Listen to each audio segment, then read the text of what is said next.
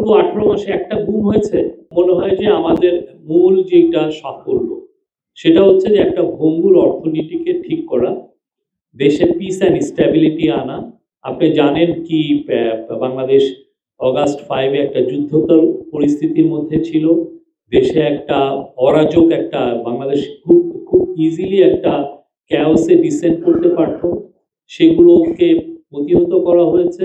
দেশে আওয়ামী লীগের লিডাররাই বলে গেছেন যে তারা যদি ভায়োলেন্টলি আউস্টেড হন তাহলে দেশে 4-5 লক্ষ লোক খুন হবেন। আপনারা দেখেছেন প্রফেসর ইউনূস কিভাবে দেশে স্ট্যাবিলিটি এনেছেন। উনার যেটা কোর 3টা যেটা কাজ ছিল, যেটা উনি বারবার বলেছেন, একটা হচ্ছে যে রিফর্ম করা। রিফর্মের প্রত্যেকটা এই যে দেখেন এই যে রিফর্মের যেটা মেন যে কাজটা সেটা গণভোটে পাস হয়েছে। এছাড়া প্রত্যেকটা মিনিস্ট্রি তাদের স্ব জায়গায় রিফর্ম করেছে। 1 সপ্তাহের মধ্যে, আপনারা ভুলে গেছেন, 1 সপ্তাহের মধ্যে যে পাওয়ার সেক্টরে যেটা একটা ভয়ানক একটা ল ছিল স্পেশাল, হ্যাঁ, এই যে যার ফলে আপনি গভর্নমেন্ট বিনা সলিসিটেশনে ইয়েতে যার কাছ থেকে ইচ্ছা করে আপনি আপনার পছন্দের কোম্পানিকে আপনি পাওয়ার একটা প্রজেক্ট দিয়ে দিতেন এবং ইচ্ছা করে আপনি এটা বেশি রেটে দিতে পারতেন। এর ফলে দেখেন ওইটার সমস্যা এখনো আমরা টানছি। দেশের থেকে এই একটা লকে সামনে রেখে 1 লক্ষ কোটি টাকার উপরে চুরি হয়েছে। এই একটা ল আপনাকে কিভাবে লিগালি আপনাকে ওরা দেখাচ্ছে যে আমরা দ্রুত কাজটা করছি, কিন্তু দ্রুত কাজটা করতে যে যেটা হয়েছে দেশে ক্রনিক ক্যাপিটালিজম তৈরি হয়েছে। ওইটা 1 সপ্তাহের মধ্যে ওই লটাকে স্ক্র্যাপ করা হয়েছে। এনার্জি সেক্টরে আপনি যান, এমন কোনো কাজ নাই করা হয়নি। আপনি এই যে আমরা আজকেও বলা হচ্ছিল যে আমাদের ইকোনমি স্ট্যাগন্যান্ট হয়েছে, আমাদের রেভিনিউ কমে যাচ্ছিল, রেভিনিউ গ্রোথটা আশাতীত ছিল না। এবছর আপনি আজকে এনবিআর কে জিজ্ঞেস করতে পারেন রেভিনিউ গ্রোথ কিরকম।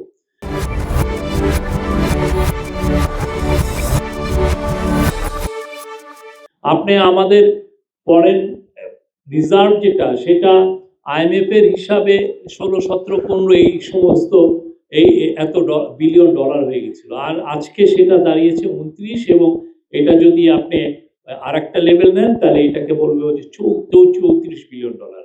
আপনার টাকা হাসিনার আমলের শেষের দিকে টাকার দাম কমতে কমতে 127 টাকা এসে পড়েছিল ডলারের এগেইনস্টে।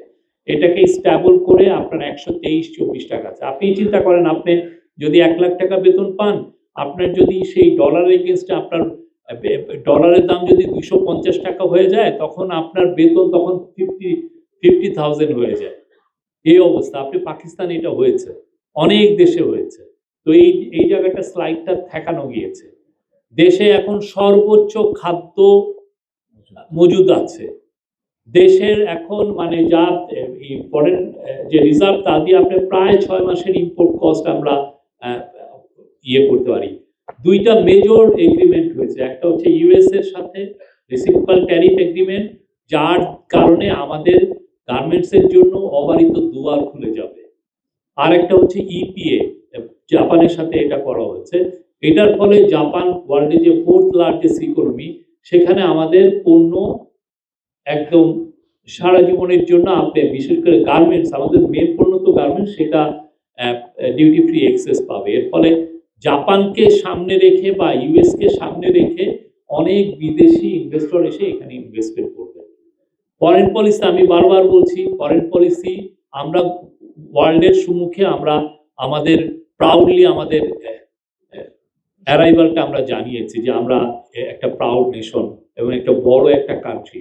আমরা হয়তোবা ল্যান্ডে হয়তোবা ছোট কান্ট্রি, কিন্তু ইন টার্মস অফ পপুলেশন আমরা পৃথিবীর 8ম বৃহৎ কান্ট্রি। এবং আগে যেই ফরেন পলিসিটা বর্গা দেওয়া ছিল একটা দেশের কাছে, সেই জায়গাতে সরিয়ে এটাকে এই ফরেন পলিসি রেসপেক্ট ফিরিয়ে আনা হয়েছে। আমি কালচারাল রেনেসাঁ হয়েছে, আপনি দেখেছেন বাংলাদেশে। আমি প্রত্যেকটা, এবং ল এই পুরো 18 মাসে একটা গুম হয়েছে। আগে যে নাটক করে মানুষকে মারা হতো সেগুলো একটা দেখেছেন, স্টেজ ক্রসফায়ারের নাম শুনেছেন, একটা ঘটনা ঘটেছে। আর আপনারা তো ফ্রিডম অফ স্পিচ যদি বলি, আপনারা যা ইচ্ছা লিখতে পেরেছেন, যে কোনো কোশ্চেন করতে পেরেছেন, যে ধরনের আপনার মানে শব্দ ইউজ করতে পেরেছেন, কেউ গুম হয়নি, কেউ এটার জন্য প্রসিকিউটেড হয়নি। আমি এইভাবে আপনাকে, আমি এটা নিয়ে বোধহয় একটা থিসিস পেপার লিখতে পারবো।